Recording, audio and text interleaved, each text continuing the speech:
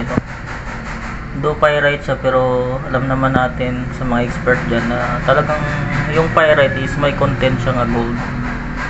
Kaya hopefully maraming gold naman nito. And I'm sure marami siguro kasi medyo mabigat compared sa ibang bato ko. Ayan, ito pyrite. It's a pyrite. Pero nalagyan. Hello, what's up mga ka-James? Kumusta? So, welcome back again sa aking YouTube channel. And for today's video guys, it's another adventure na naman yung gagawin natin. As you can see guys, nandito tayo ngayon sa tabi ng sapa. So, mag-ano tayo ngayon? Magra-rock hunting. And this time it's unique tayo. Unique yung gagawin natin kasi instead of gemstone like semi-precious stone yung hahanapin natin. So for today's video, for today's episode guys, iibahin ko na naman. Maghahanap tayo ng gold ore. Ayan, you heard it right, gold ore po yung hahanapin natin. And at the same time, try natin mag gold panning sa pan na to. So mag start tayo dun sa pinakababa and pataas tayo. So without any further delay mga ka-James, let's go. So dito mga ka-James, may nakita akong ayan o. Hopefully nakikita ninyo mga ka-James.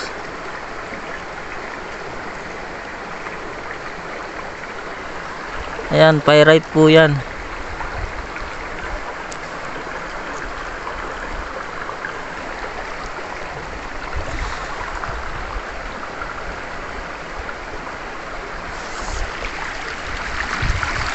So doon tayo sa baba magsimula. Tayo pataas. Paakyat tayo.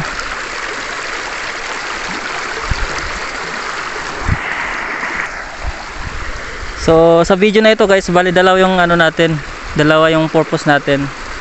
Gemstone hunting at saka gold ore hunting. So hopefully mga ka-James, makahanap tayo ng gold ore. Para hindi naman sayang yung pag-effort kong pumunta dito, no? Hindi ako nakadala ng tsinelas. Ayan o, nagpasapatos lang ako. Sana hindi marayan. Ay, muntik na.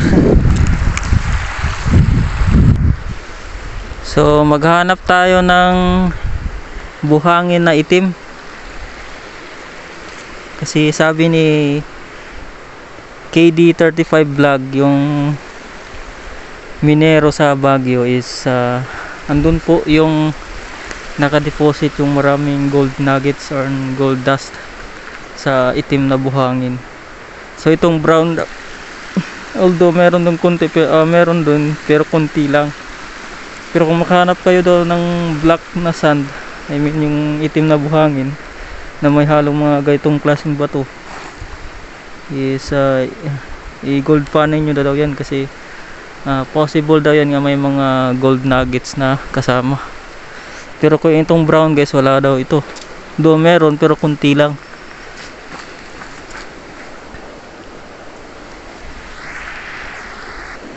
Ayan, ito bundok na bundok mga ka-James.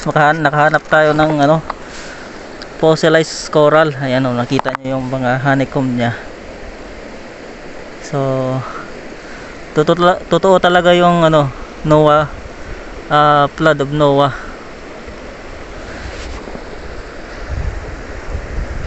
Comment nga dyan sa comment section guys, yung nagbabasa ng mga Biblia.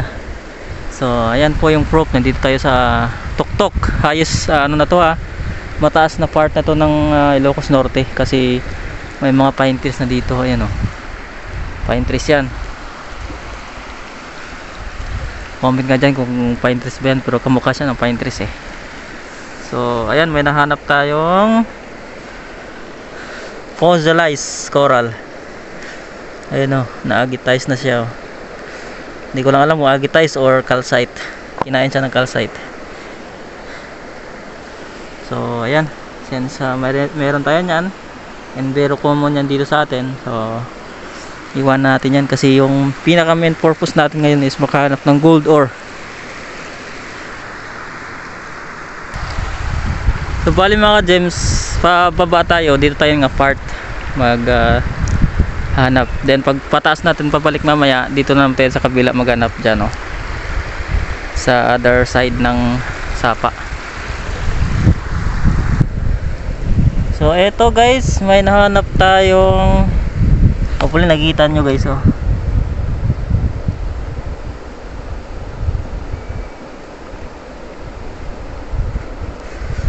Comment nga dyan sa comment section yung mga expert dyan kung gold ore ba to. I think pyrite ata tong ano,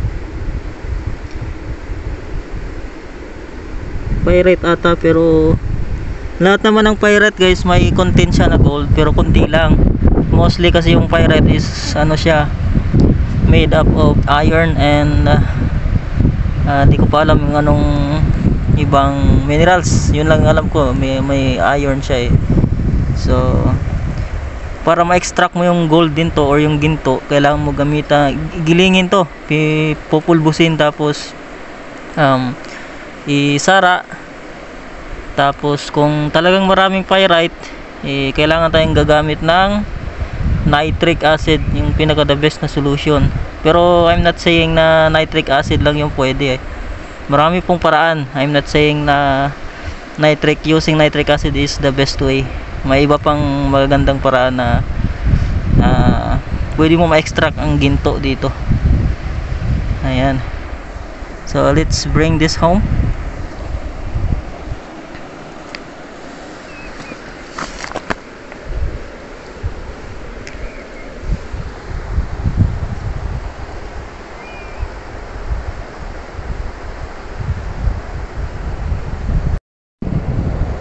So ayan guys, mga ka-gems, may nakita tayo ditong ano, talagang visible yung pyrite nya, pyrite crystal. Ayan, oh.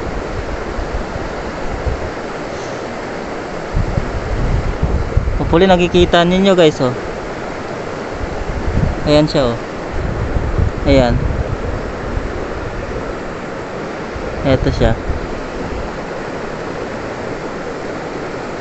Huli nakikita niyo guys. Yan siya, oh, yan siya.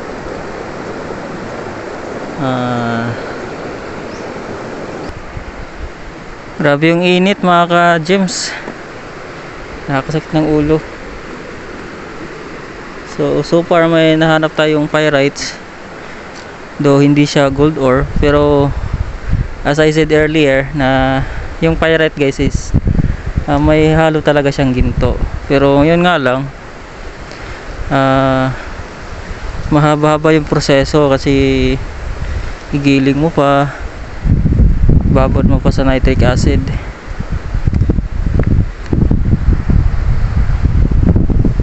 Kaya hopefully makahanap talaga tayo na legit na gold ore dito, na part na ano na to, masapa na to.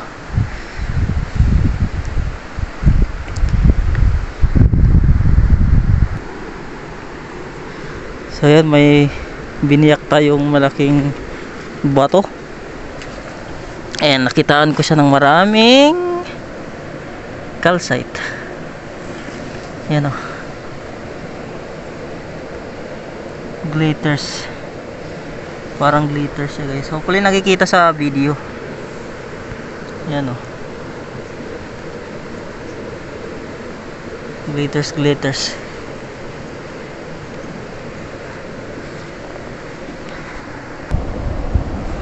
So ito, bali binasa ko siya guys.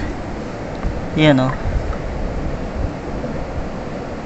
Na hopefully nakikita ninyo.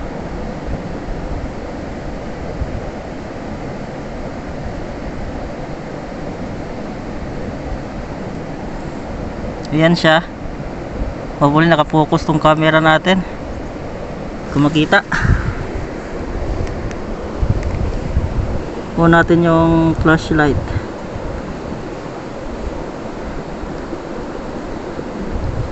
Yan.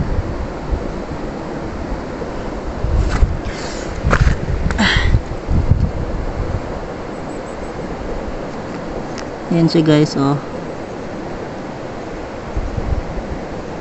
Hopefully visible sa camera. So napakaraming pyrite. Hopefully may halong ginto tong pyrite na to. So malaki siya. Ito yung dito siya galing, biniyak ko. Ayan siya guys, oh. Ayan siya guys, oh.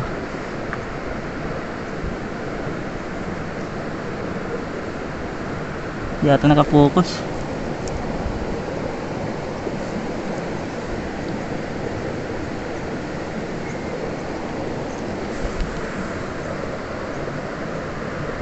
Ayan siya guys, oh.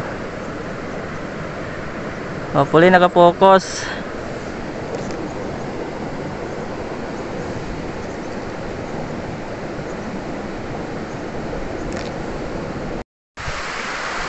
Ayan mga ka-gyms, sumilong muna ako dito sa tabi ito, tabing ilog kasi napakainit. Ayan, oh. So mamaya pupuntahan natin dyan, tsaka try din natin mag gold panning dito ng area. Hanap tayo ng magandang buhangin. So ayan po yung bag ko, iniwan ko dyan kasi mabigat na siya. Eto guys, may nakita akong bato na may halong pyrite, I think pyrite siguro. So hindi lang siya visible dito sa video guys, pero try natin basa ng tubig kung visible ba tong ito, yung dilaw na yan. So bali binasa ko ng tubig. Ayan, so hopefully nakikita ninyo. Ayan siya, oh.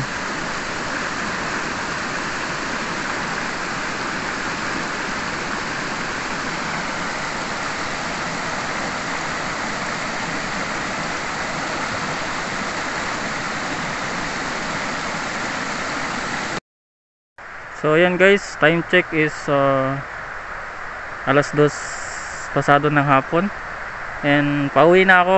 Actually guys, hindi ako masyadong nakapag video kasi napakainit. Tumabi ako dun sa gilid ng... So ayan guys, pauwi na ako.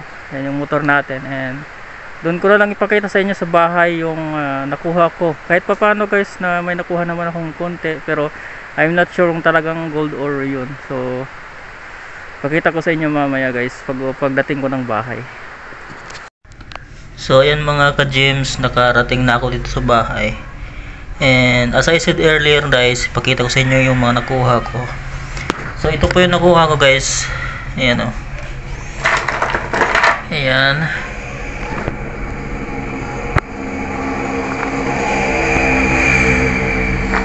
Hindi ko alam kung gold or bato or it's just a pyrite.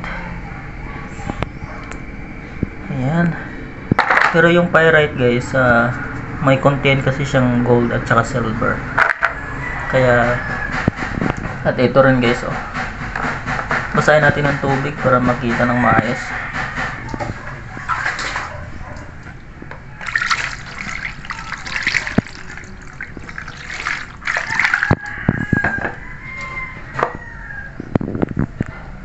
Ayan, oh. Itong yellow na yan, hopefully gold yan. So kung pyrite yan, kailangan nating gumamit ng nitric acid. Ayan. Ito I'm sure pyrite ito.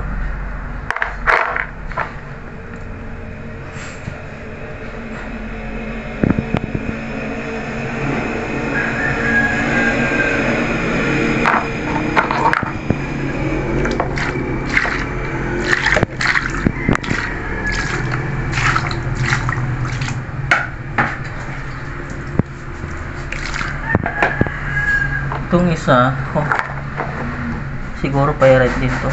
Sana maraming ginto nito. Do pyrite siya, pero alam naman natin sa mga expert dyan na talagang yung pyrite is may content siya nga gold.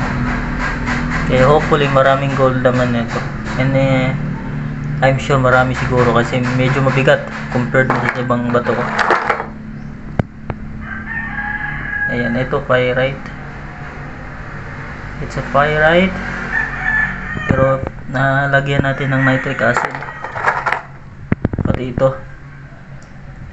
Pyrite.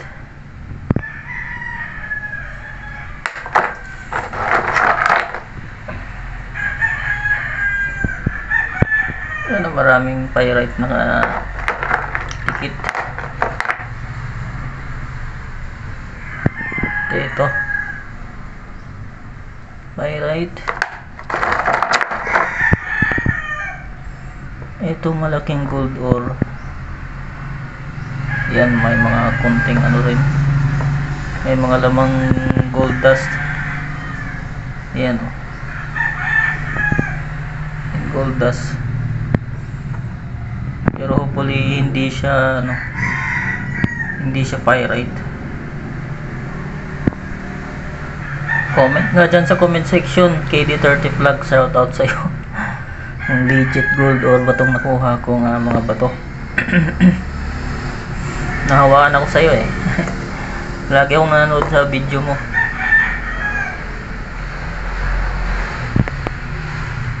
Yan o. Yan to. Yan. Parang ginto eh. Comment nga dyan sa comment section. Ito, pyrite talaga.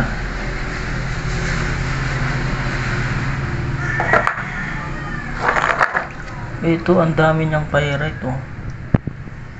Yan oh. Tsaka bigat. Bigat na ito. So that's all for today's video guys. Thank you for watching.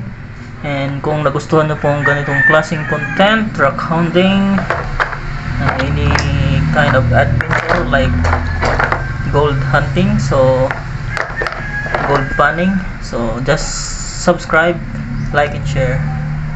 So ayan guys, ang importante pindutin nyo yung notification bell para every time na may bago akong upload, updated kayo lahat. So that's all for today's episode guys. Thank you and see you soon.